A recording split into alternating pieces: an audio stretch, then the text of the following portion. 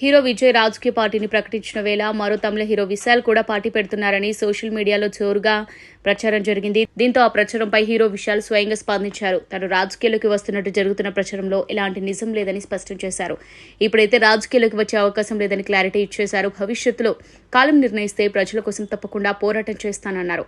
తనకు ఇంతటి గుర్తింపు హోదా ఇచ్చిన ప్రజలకు ఎప్పటికీ రుణపడి ఉంటానన్నారు. తనకు చేతనైనంత సాయం చేయాలనే ఉద్దేశంతో దేవి ఫౌండేషన్ ద్వారా సేవలు అందిస్తున్నానని చెప్పుకొచ్చారు. విద్యార్థులకు చదివిస్తున్నా, రైతులకు సాయం చేస్తున్నా, లాభాలను ఆశించి మాత్రం తాను ఏ పని చేయనన్నారు. అయితే మొదటి నుంచే రాజకీయాలపై ఆసక్తి ఉన్న హీరో విశాల్ గతంలో ఆర్కే నగర్ ఉప ఎన్నికల్లో పోటీ చేయాలని నామినేషన్ వేశారు. అయితే రిటర్నింగ్ అధికారులు ఆయన నామినేషన్ తిరస్కరించారు. ఆపై తన అభిమాన సంఘాన్ని విశాల్ ప్రజా సంక్షేమ సంఘంగా మార్చి అన్ని జిల్లాల ఇన్ఛార్జీలను నియమించారు. బూత్ కమిటీలను ఏర్పాటు చేశారు. అవుట్డోర్ షూటింగ్లకు వెళ్లినప్పుడు విశాల్ స్థానిక ప్రజల కష్టాలు తెలుసుకుని సాయం చేస్తూ వస్తున్నారు. ఈ క్రమంలోనే విశాల్ రాజకీయ పార్టీ పెడుతున్నారని ప్రచారం జరిగింది.